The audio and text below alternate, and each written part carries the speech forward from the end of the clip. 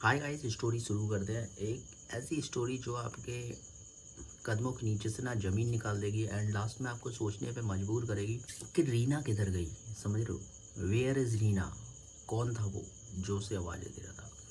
तो वीडियो बने रहो, वीडियो को लाइक एंड सब्सक्राइब करो एंड अपने कमेंट भी शेयर करना इस स्टोरी को सुनने के बाद। तो चलिए शुरू करते हैं। रात के 2 बजे थे। रीना अपने कमरे में पढ़ाई कर रही थी। जैसे कि बहुत सारे लड़के लड़कियां पढ़ाई करते हैं, 2-2 3-3 बजे तक जागते हैं, क्योंकि सभी को पढ़ने के बाद एक अच्छी नौकरी, एक अच्छा भविष्य चाहिए होता है।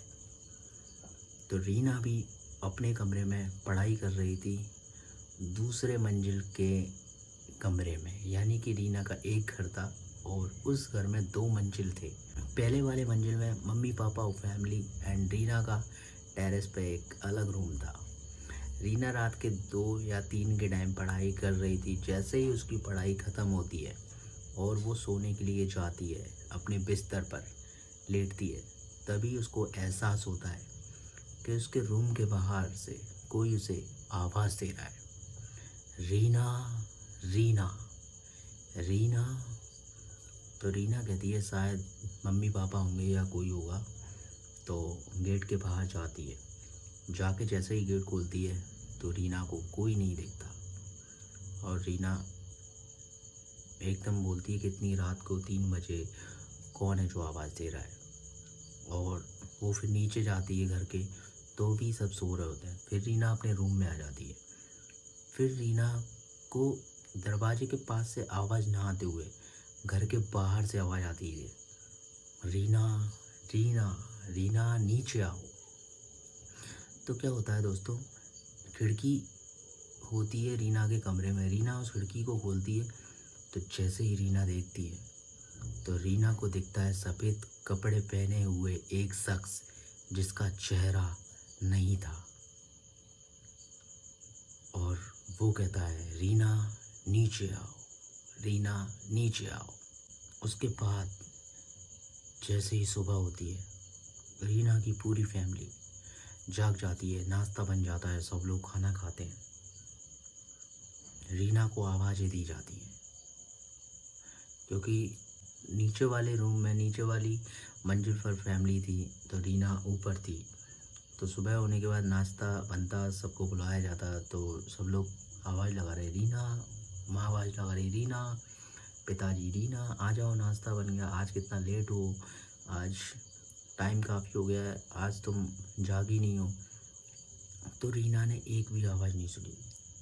और जैसे ही सब लोग ऊपर जाते हैं, ऊपर जाने के बाद जैसे ही रीना का गेट ठोकते हैं, तो रीना का गेट अंदर से लॉक था। एंड अंदर से लॉक होने के बाद उन्होंने कहा शायद रीना सो रही है। उन्होंने तेज़ तेज़ ठोकना शुरू कर दिया। जब इंसान सो रहा होता है, चाहे कितने भी गहरी नींद में हो, ज़्यादा गेट ठोकने पे उसकी नींद खुली जाती है। उन्होंने भी ऐसा ही किया, गेट बजाते रहे। बट एक टाइम ऐसा आया, हद पार हो गई। और उन्होंने कहा कुछ ना कुछ तो गड़बड़ है। तो घर में एक भाई था, उसने गेट की कुंडी को तोड़ दिया। जैसे ही रीना के कमरे के अंदर देखा तो सबके होश उड़ चुके थे। रीना उस रूम में नहीं थी जिस रूम में उसे होना चाहिए था। रीना अपने घर में नहीं थी। रीना जिस कमरे में थी, रीना उसमें अब नहीं थी। तो अब आपको बताना है कि रीना कहाँ गई, क्या हुआ रीना के साथ। क्या रीना लौट के आएगी, क्या रीना नहीं आ पाएगी, क्या रीना दोबारा अपनी फैमिली के पास आएगी। वीडियो को लाइक एंड सब्सक्राइब करें।